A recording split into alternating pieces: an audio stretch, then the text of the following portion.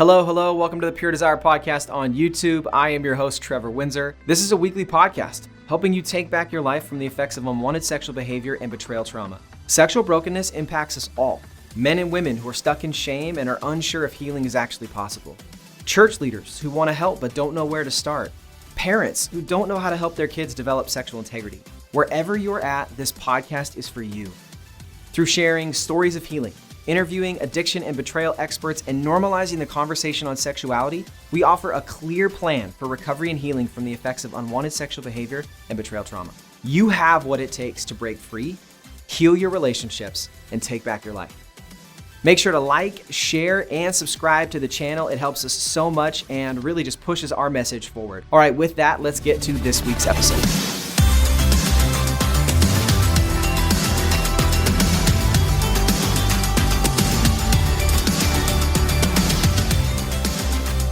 Ashley Jameson, thanks for being back on the Pure Desire Podcast. Thank you for having me back.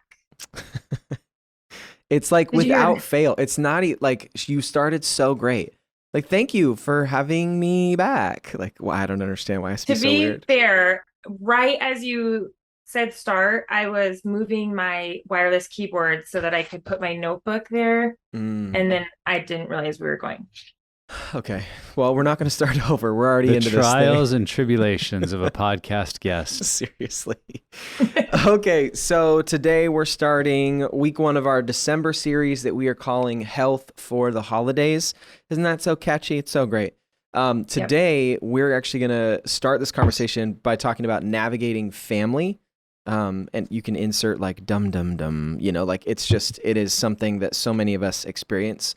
And that's why we're going to talk about it. That's why we're starting here. So with that, let's just jump in. Ashley, as we start this series, I think it's important to establish this. Why overall is maintaining recovery and healing so difficult during the holiday season? Like, this is I think our 3rd time going through a December series where we're talking about how difficult the holidays are.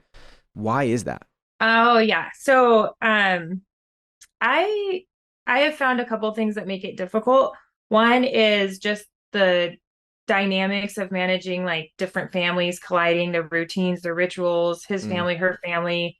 And then as you have kids, our family. But then there's just like things like overspending, overeating, lack of routine. If you have a routine where you get up in the morning and read your Bible and you go work out and you are in relationship with your guys in group, but maybe they're canceled because of holidays. So just everything is kind of thrown off, and we talk about stress being just change. It's not necessarily good or bad, but when we have a lot of change, which holidays bring, more spending, more eating, gift buying, tension, stressors with family, it just adds a lot to the holiday, and it's easy to derail ourselves. And then we find ourselves at New Year's going, that was crazy. Okay, I want to start fresh now that it's New Year's. Seriously. And I never really thought that family dynamics were going to affect me. You hear about like in-laws and stressors with families. And before I was married, I'm like, that's for people who are dramatic and don't know how to handle relationships. But just simple things, even good things, can throw us off and cause a lot of anxiety and stress, or having expectations that aren't met. That was something I struggled with as a new mom and wife, having this fantasy family and how it would look. And that's not how it looked or how it felt inside. So then it was disappointing. Yeah, I personally blame the Hallmark Channel for most of this, among many other things. I mean, there's a lot you can blame you watch these holiday movies, and every family is perfectly dressed, every home is perfectly decorated, every child is perfectly behaving. People find love, fall in love, grow in relationships. Yeah. It always snows at the end, and you kiss on the front porch, and it's like, ah. And whether we can watch a movie and we know that's fake, right? Yeah. We know that's not realistic, but there's still a part of our brain, I think, that creates an expectation. And you used the word, Ashley. That's what I jotted down. Is I think it's having unmet or unrealistic expectations, either that we place on ourselves, or our kids, or our marriage, or our families, or that get placed on us about how we should act, or, oh, we thought you guys were coming, or why didn't you do this? Or, it's Christmas. Can't you just do this for them? And maybe you feel like, man, there are all kinds of triggers, and it takes me back into unhealthy patterns. And sometimes we need to just take that deep breath and step back and say, where are these expectations coming from? Mm-hmm. And are they realistic? Are they really based on reality or something we've created Christmas to be? And so I think if, we didn't have social media and Hollywood and all these things that create expectations, and we just stepped back, there are many parts of the holidays and Christmas that are very beautiful and family oriented, and unique opportunities to celebrate our faith. And the Christmas Eve service is one of my favorites. Those sorts of things that if we just experience them in and of themselves, there might be a lot of good to them. Yeah. But we might sit there going, man, my kids are not really listening, and that family picture we took didn't come out right because so-and-so wouldn't, pay attention. It just all the other stuff that gets added. So I think it's healthy for us to just look at what are the expectations and where do they come from? Yeah. Because if we can manage that, it makes a huge difference. Yeah, I think what comes to mind for me is that there's this external pressure that that we're forced to be with family and be with, people that are close to us, and then also enjoy it, to your point of expectations. And so it feels like this inner battle of, but I'm not looking forward to this time. I don't want to be with these people. I just want to sit at home and, drink a hot toddy by myself in front of the fire or something like that, right? But I think there's this pressure, and maybe it's, culture, maybe it's Instagram, maybe it's Hallmark Channel, maybe it's even in the church, that this should be a time of family and a time to be with the people that you love.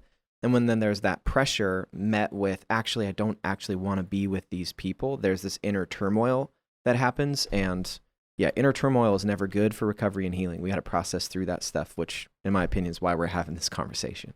Well, and some people do want to be with family, so let's acknowledge that. And praise the Lord for that. Absolutely. And for many of us, it's a mixture of the people that I really want to see are also in the same vicinity of people I may have real difficulties with. And I think there's just so many challenges that come up. And so to that point, Ashley, why are we talking about family? What is it that can be so difficult about navigating family during the holidays, maybe even more so than other times of the year? Everything. I feel like we could probably spend like an episode on all the complexities of navigating family, because for me, I had a blended family. So I brought in my twin boys at 5 years old into John's family. And so I already had my rhythm of being a single mom and meeting with, having my boys spend time with me, and then meeting with Liam's family and switching the kids off. And so then when I joined John's family, it's like, we always do Thanksgiving at 1:30 in the afternoon, which totally cut into my ability to give my boys to my ex-husband. And so then I felt grief and, and just what are we supposed to bring? Or now, we have all these children. John and I have the 4 kids, and we have the biggest family out of our, our extended family. So then it's like, here come the Jamesons with all their kids, and they're noisy, which is like, that's what we like, Been there. Yeah. Yeah. It's like, that's what we like. But then it's like, on one of our side of family, it's like, they're the kind that like mute the commercials at the Super Bowl or football, or, and it's like, no, so it's just even navigating little things like that can be like a bubble burster for your expectations. Like you said, Nick, with the Hallmark Channel, I'd find myself cooking and doing these projects in the kitchen. And then people in my family, as Trevor calls them, these people would not enjoy what I was doing for them. And they weren't getting joy out of these little traditions I was trying to make. So then I was getting frustrated. And I just had to reevaluate all of my expectations with that, even just that our families are not going to blend perfectly, but it's a compromise of what's healthy for our families, what's an adequate amount of time, and at what stage in mine and John's family do we kind of break off a little and make our own traditions and memories for our kids, which then becomes disappointing for his family. Or if we find that, there's some unhealthy dynamics for John's recovery that come out of the family, then we may not have as much time together during the holiday season. And that creates this other, level of blame that Ashley and John are isolating themselves, but really this is what we need for our family. Yeah. And so you add that with just normal holiday stress, like I said, spending, eating. For this year, our family's going through grief from losing my brother, and my mom has some health issues with her, just losing her son that we're going to be navigating. So our holiday season is going to look completely different. I think the holidays are a time where you're supposed to stop and enjoy family. That's what we're told. Stop and be with family and enjoy family and be thankful. But for some of us, it just exacerbates our triggers. It accentuates the grief we've experienced. It adds stress because of finances or time or busyness, or maybe we have these kids that people don't understand why they act this way or that way. So for some of us, it's not all just enjoy your family. This is time to be thankful. And if we go in with that expectation, then we kind of may end up feeling again like, okay, what's wrong with me that every holiday is not, pleasant, or every holiday isn't what it's supposed to be according to TV and church or wherever we hear expectations. One thing I hear you saying is that the leave and cleave process is not very clean. You know, like you read it in scripture and you're like, oh yeah, that seems pretty simple, and then it plays out very differently for a lot of us, especially around the holidays. But something that came to mind for me was that a lot of the pain that we've experienced and a lot of the patterns, and in this, for some of us, some unhealthy patterns, were learned and developed in this family context. And so if we're in recovery and healing and trying to fight against those things, trying to bring healing to that pain we've experienced, entering back into that context is extremely triggering and extremely difficult. It feels like an emotional minefield that you're walking into. And again, this is not everybody's experience. This is not my personal experience. There have been seasons where this was a part of my experience, but I really do think that we're walking back into the situation that created some of the really unhealthy patterns that we had, or was a part of creating those patterns. And so when we're trying to maintain health, it's like I'm going back into the war zone, and that's just scary. Yeah, I think when we're talking about family of origin and holiday gatherings, it brings everything to the surface, the good and the bad. Yep. And so we remember all the good memories, the fond affection we have for family, which can almost make the negative things that come to the surface almost harder. Because one truth is that your brain does have a tendency to forget pain, to downplay it, to keep you safe and sane the rest of your year by not thinking of those things. And so something may get really triggered at a family gathering in the midst of really good things, and all of a sudden it's like that pain is there again. It's just like, why does this always happen? Why does this come up? And we remember all over again like how frustrating this is, and we sometimes can feel hijacked or caught off guard by that. The other thing that I've experienced a lot and heard from others, that when you're with family, especially as you're walking through recovery, or you and your spouse, is your family is typically not as aware of what's happening in your life as you are, for sure. Yeah. Or even within a family, there's various levels of awareness of maybe some of the specifics of your story, or if you're in your first year of counseling, you may have family members that have no idea you're walking through a pretty intense journey and what that looks like. And just knowing like there's this huge part of my life that I don't really know if I should share here, if I'm comfortable sharing, when should I bring it up? And so you can feel a little bit like you're artificial because there's this very real, deep process happening.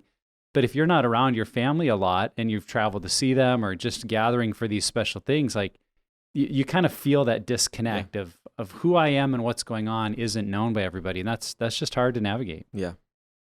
Yeah, for sure. Almost like a imposter syndrome a little bit, like you're running into that.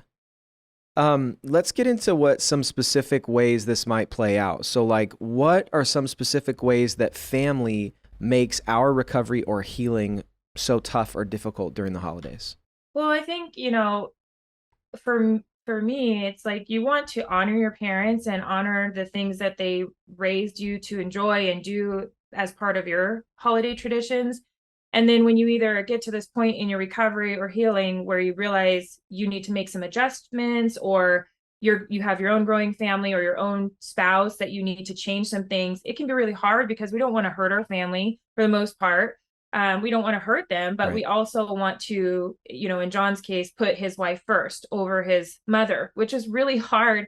Like you said, that leave and cleave process is not easy. So I recall one season where we were just so busy and we feel like we had hosted so many family things because I was for many years the person that hosted and did all the Thanksgiving cooking, all the Christmas cooking, and people would just kind of show up, eat, and leave leave me with the mess. And so I had to start verbalizing, I don't want to buy all the food. I don't want to cook all the food. I don't want to clean all the food.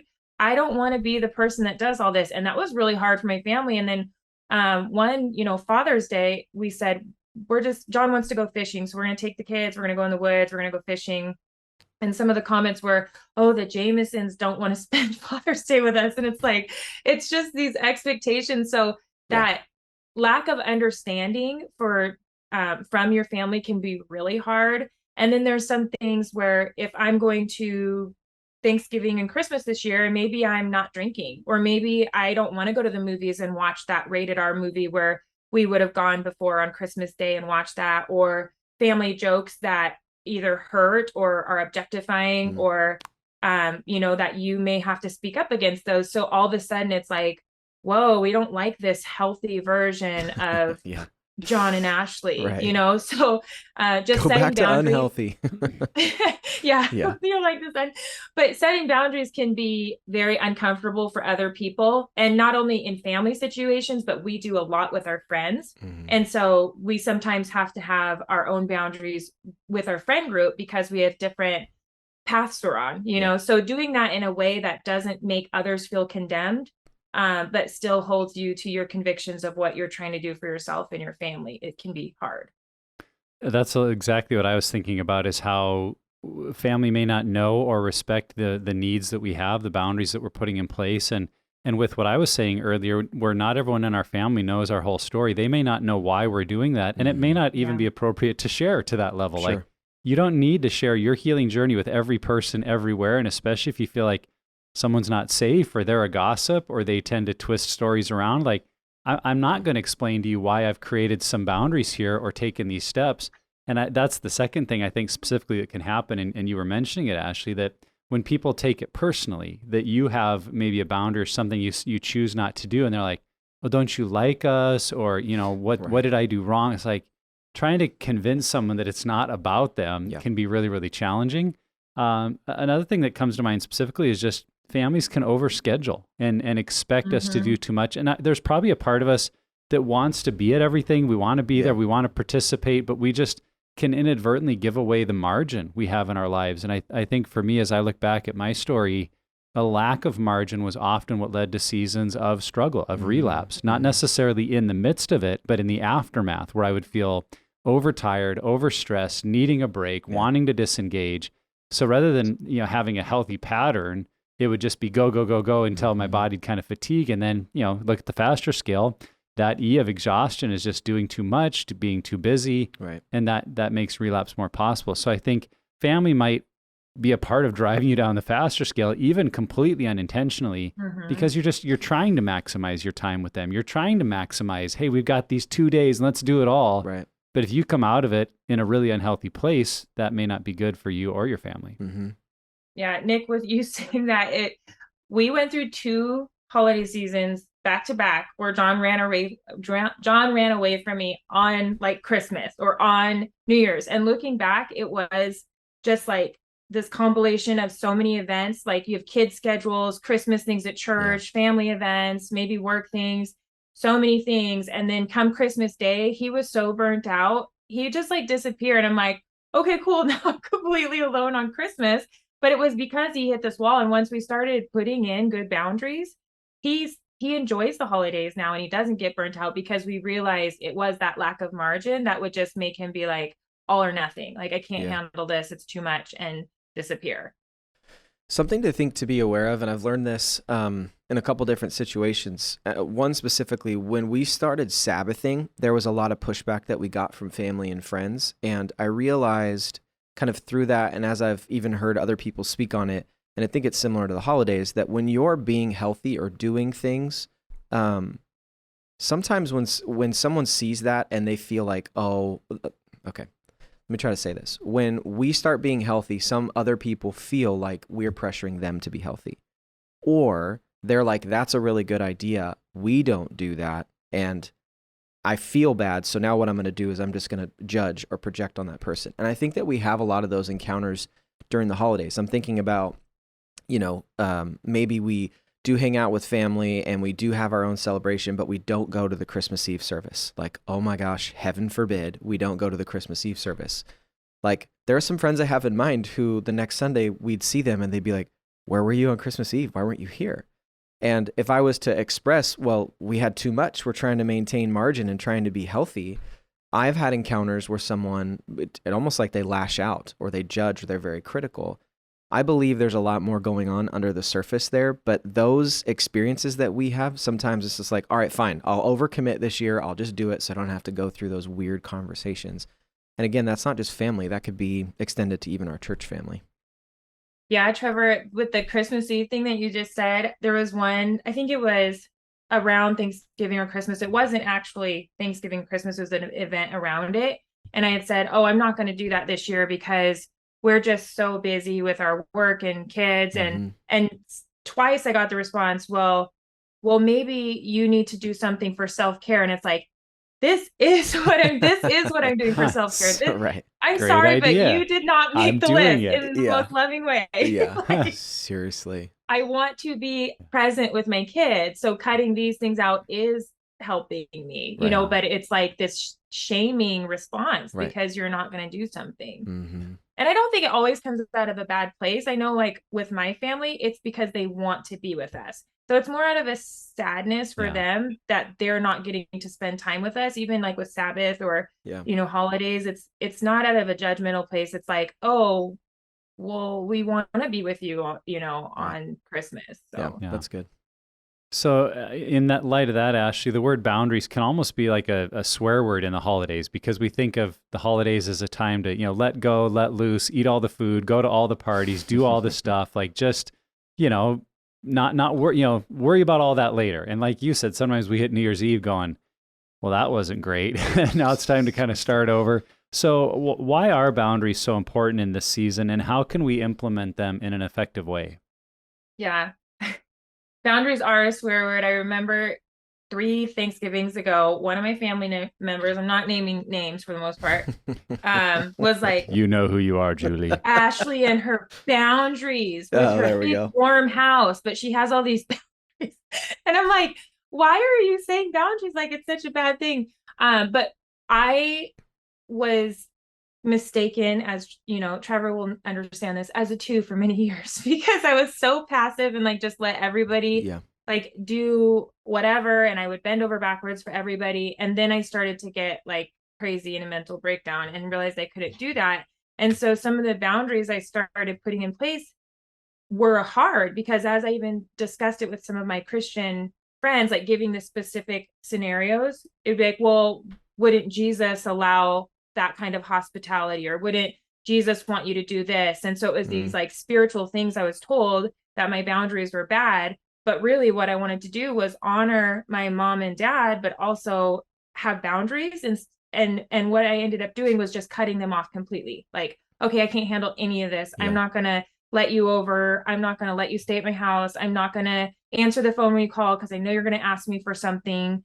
And I would just, it created a scenario where I wasn't able to love them at all. I just wouldn't answer the phone. I would never answer the phone. I would never let them over. And so once I started getting bold and saying, you can come over, but I really need you to help bring something. So here's 3 items on the menu that I need you to bring, or you can come to town and stay at my house, but I really need it to be for only 3 days because I have kids and a routine and work schedule. And that was hard. And for the first like year, it was like, well, then I don't even know if I want to come. Right. And I had to be okay with that. And then everybody kind of came around and could respect that. And it's more enjoyable for everybody, I think, at least for me. Well, and I would hope I'd respect their boundaries too. Right. And I think it's important to just identify that boundaries are stuff that we set up for ourselves to create emotional safety, physical safety, but it actually allows us to be healthy in the context that we live in, as a parent, as a spouse, as a friend, as a group leader, whatever it may be. And so understanding that if I drop those boundaries, that's actually going to end up hurting everybody even more in all of these contexts. That if I don't have these boundaries or these almost like relational guardrails, you know, in place, then I can't actually be the best spouse or the best mom or dad or the best friend or the best host. And so it's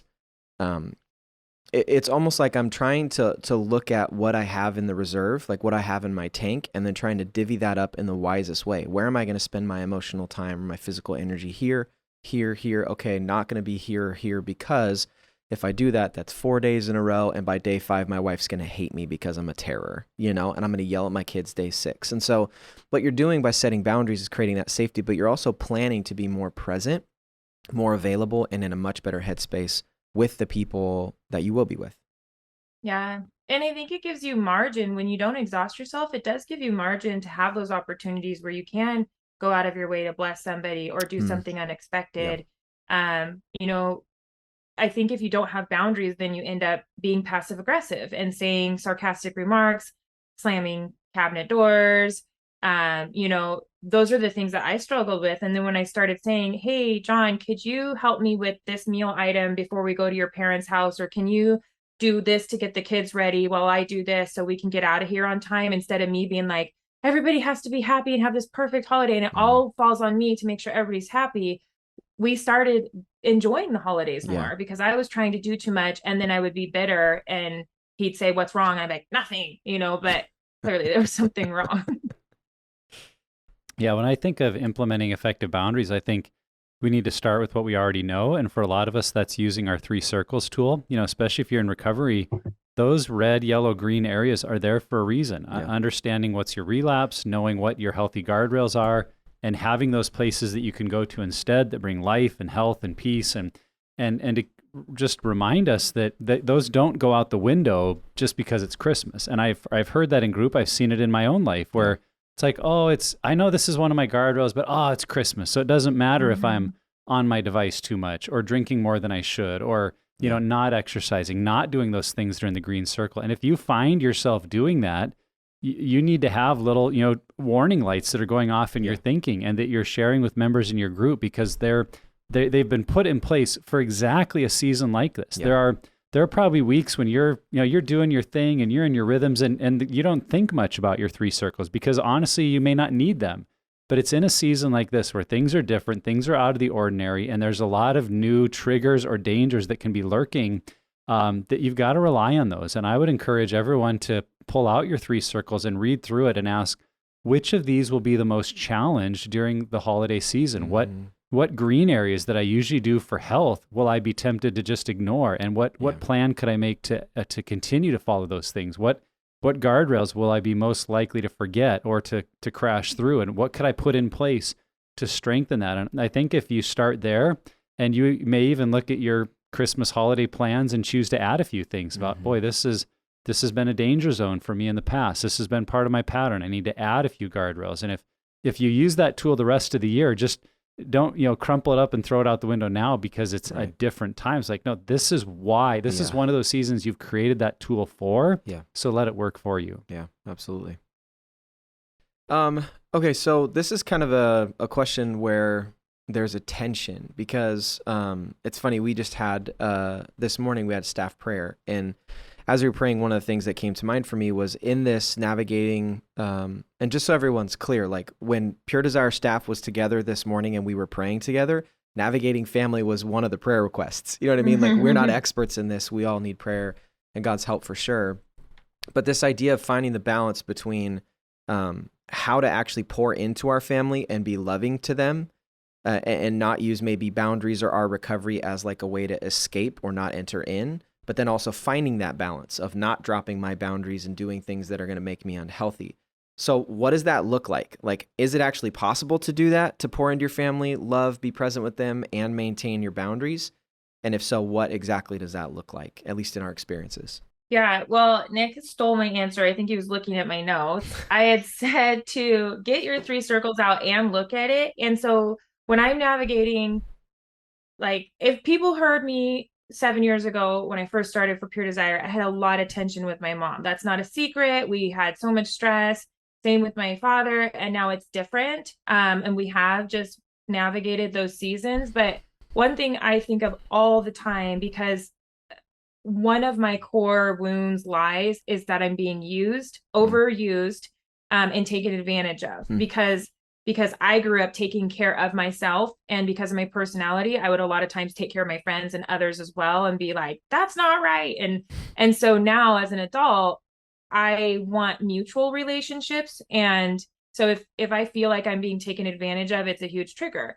And often I'll just be like, I'm not doing any of that, and I'll cut it all off. And so I have to look at my 3 circles and say, even in the relationship context with our family, my mom and John's family, what things bring us closer together that I'm okay with. It's good for me and it's good for them.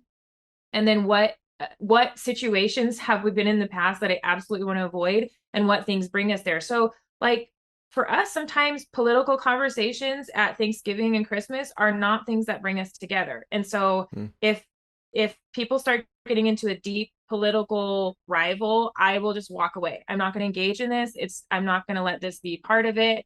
If I find myself feeling a certain way, like maybe I don't know what I'm thinking, but I feel triggered. That's happened a lot when I've been cooking and cleaning. I will say, what is it that I'm feeling? When have I felt like this before? What is it that I need? Because I don't want to just let this bitterness sit in me. So I need to figure out what it is I need so I can articulate this to my family and have a good time with them. And then when it comes to things that are extended family as like our parents or siblings, if it's something that would bring them joy and make them feel closer to me in relationship, and it's something I have margin to do and I can do, then I try to do it as an investment in the relationship, because I know also there's going to be things that they want me to do that I'm going to say no to. So just making sure that I'm really keeping it balanced, that I'm not just always saying, well, this is good for me, I'm in recovery, I'm in healing, and I need this. And making sure that it's a two-way street. I'm pouring into them where I can and where I'm able and willing.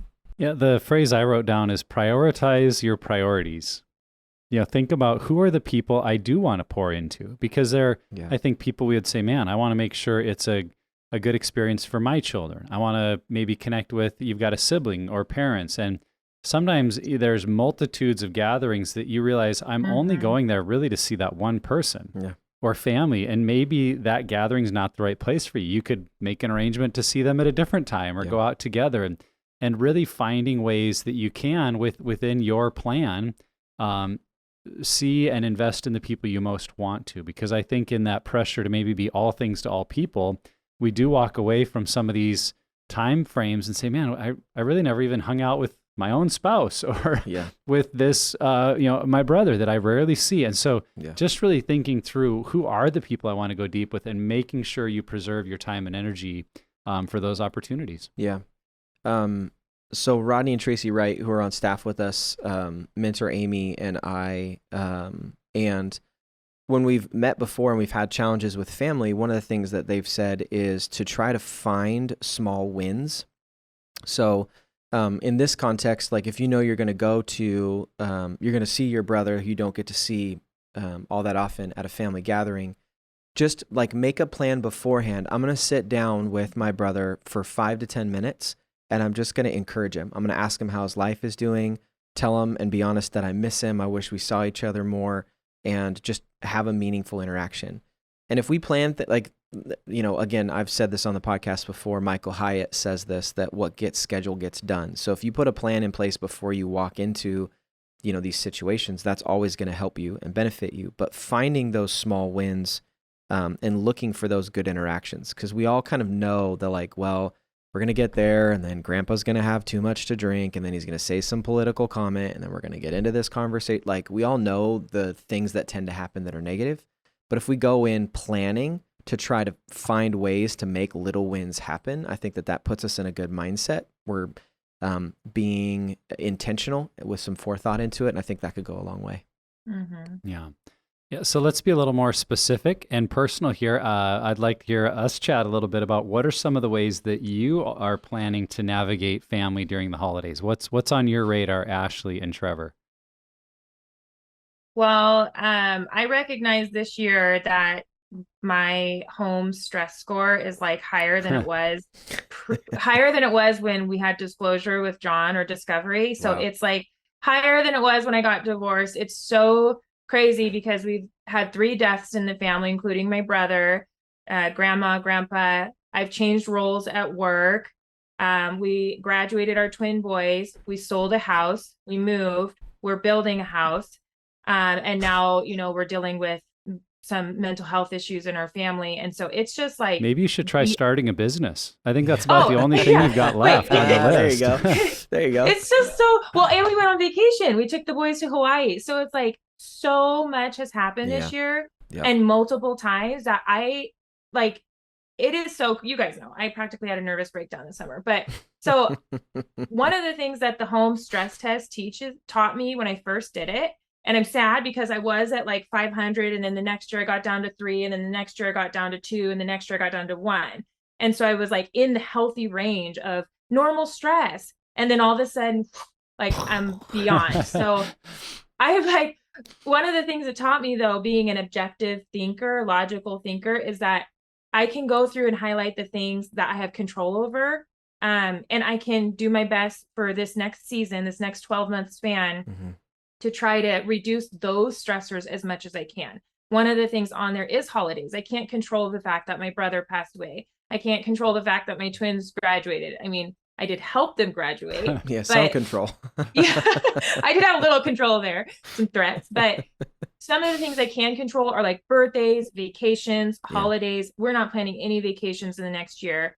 Birthdays will be simple, still meaningful, but simple. And we need to do the same thing with holidays. So we're planning to communicate that with both of our sides of our family, that this is such a crazy time. We should be moving into our new house within the next month, which will fall right between the holidays.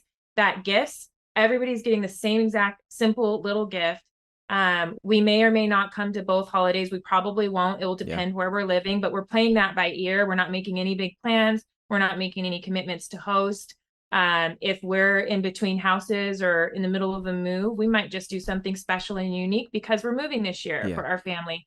So we just need to communicate that well, and also reassure our family that it's not about them, that this is about us, that we've had a big year. And one way we can kind of just simplify is making the holiday season not stressful and easy. So that's what we're planning on doing. What I love about what you just said, Ashley, is that you're thinking about where you're at. You're having that self-awareness. And I would encourage everyone listening that that's really healthy to just say, where are we at this year? Because your reality this year doesn't have to mean that's your plan every year. But if you're in the middle, like of year 1 of recovery, you may be echoing a lot of what Ashley said. It's an intense, stressful year.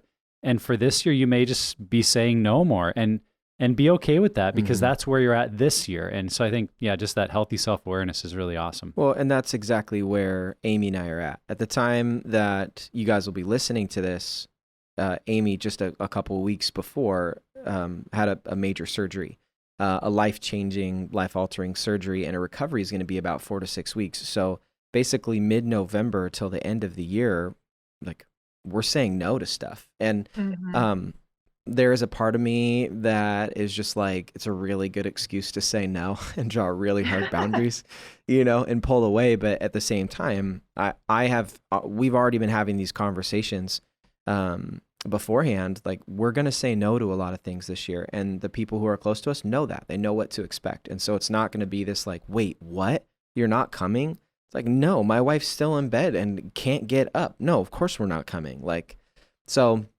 yeah, I think that for us has been helpful to have those conversations beforehand. But for us, that's really what managing or navigating our family. It's just knowing that it's okay to say no, and that no is a complete sentence. I've heard that before. It's a good one to remember. For us at the time of this recording, we're still making a lot of decisions about what we'll do and where we'll go, and we're a little undecided for some various reasons. But I think what I'm keeping in mind is that whatever decisions we make, someone will be unhappy, either within my immediate family, because I've got, with 4 kids, they're divided. Like, couple like absolutely want to go on this trip, and a couple others like, I don't really care, and I'd rather not. So if we choose to go, I'll be divided in my own family. And then the same, with our extended family, these choices we make impact people. And as a kind of a people pleaser in my history, that can be really hard and make me want to just get selfish and be like, well, fine, I can't make everyone happy, so I'm just going to do what I want. Like, I'm just going to watch football. I'm just going to kind of numb out and go for a run, forget all of you. So rather than looking at the opportunities, I start to really withdraw inward. And I think that's something I'm just trying to stay aware of is, we're going to make the decisions in the end that are right for our family. And for those that are unhappy, to have a healthy separation of like, hey, I'm sorry, this wasn't your ideal or what you wanted, but how can we make the most of what we have? How can we do something together? How can we make this moment fun? And just look at that from an other-centered perspective versus just, well, people are upset, so I'll just go do my own thing. So yeah, that's I think the strategy we're taking, and really to ask that question, like, what do we want out of this holiday? And if you answer that question, say what we want out of this holiday is just to be around people and bless others and do all this stuff, like awesome, do it. But if you're in a place as a family saying what we want out of this holiday is rest and peace and some quiet, like there may be a lot more no's. So it's just asking like what is best and good and healthy for us, what's honoring God for where we're at in our story right now, and then being willing to move into that. And I think we're asking some of those questions as a family right now. Mm-hmm. Absolutely. Well, I think this has been really beneficial. I hope for all the listeners, it's got your mind thinking about how to have health for the holiday, that what a gift that is to you and to others. And so what final tips or advice can we give men and women to help us create health for the holidays as we navigate family issues? A couple practical things would be to assess where you're at, look at your year, talk with your spouse, find out what the priorities are. And then if you're going to engage in situations that might be triggering. For us, we found it healthy when we started re-engaging to have a plan before and a plan after and kind of like an escape plan if things got too tense. So a respectful one, but instead of just not knowing why we ended up in relapse and hurt after every holiday season, to understand that we may need to do some heavier lifting with our recovery work beforehand, more phone calls, avoid isolation, and then you go to the event and then the same thing afterward. We're not going to be like, okay, that was stressful. Now I just want to shut my door and be alone for a few days. Like that wasn't good for us. So assess where you're at and make a plan. And then also just let go of your expectations and put the relationship over rituals and those expectations that, whether it's a relationship with you and God or yourself and having healthier version of yourself or with your immediate family or your extended family, that just being in relationship in a healthy way is going to create new memories and traditions out of that, instead of trying to put our rituals on somebody else. Yeah. I think to kind of piggyback off what Ashley said, it's okay to have a safe word. It's like nutmeg. Okay, we're leaving. Let's go. Like that's totally fine. But I wrote down the same thing. Just make a plan. I think that we assume the best of ourselves walking into those situations. Like, oh, I'll be able to get triggered and be able to handle it emotionally, or I'll know when I need to walk away, or, I'll recognize that look that my spouse gives me. Hey, we need to leave. But I think that when we get into those situations, we tend to get flooded pretty quickly and we'll lose sight of some of those things. And so I would just emphasize what Ashley said, make a plan beforehand, have a conversation, and hear me. Don't just have a conversation with your spouse while you're on the way. Have a conversation maybe a week before or a couple days before. So you're putting a plan. And I know it sounds kind of weird that you're putting like a strategy together, but like the strategy is just going to help you be more present and be more available with your team, with your family. Mm-hmm. I would say the key to that is not only having a plan, but communicating it, telling a group member, telling your spouse.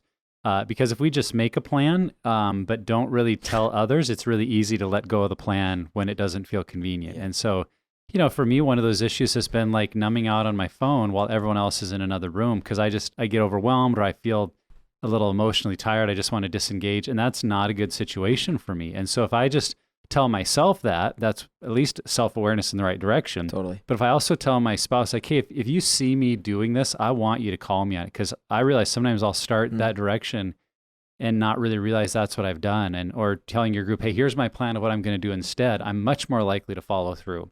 The thing that came to mind specifically for me is just a mindset that I would encourage people to have. Because when we're with family of origin or when we're doing holiday stuff, it tends to trigger tensions or pain or family of origin stuff. And I think in those moments, it can be easy to maybe beat ourselves up or wonder why we're not healthier or how come things aren't better. And we've been in recovery for X number of years. I thought I'd be quote unquote over this.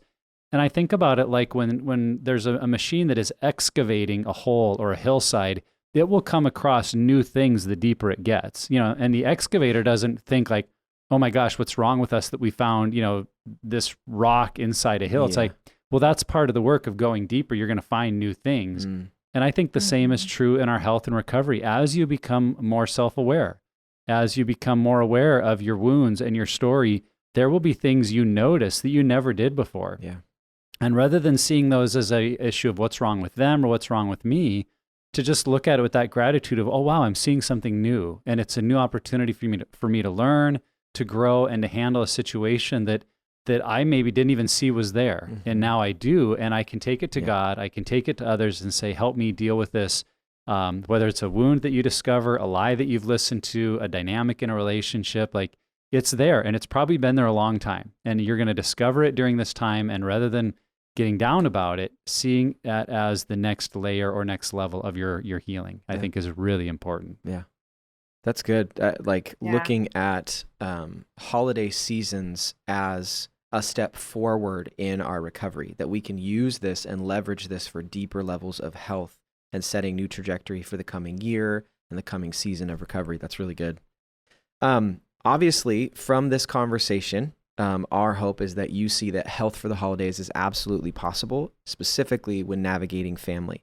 And if you're listening to this and you're like, man, my family is great, I don't struggle with any of this, that's totally fine. We are thankful that that's the situation for you. We got 260 other episodes. Go back, go listen to those. I'm sure you've got issues somewhere else. So yeah, and then like maybe some of those people don't have kids. Well, when you have kids, things change. Like obviously, wherever you're at in recovery, just knowing that this is something that you may run into. So we hope that today's conversation was helpful. And Ashley, always you have such great thoughts and experiences to share. So thanks for being with us. Yeah, thank you.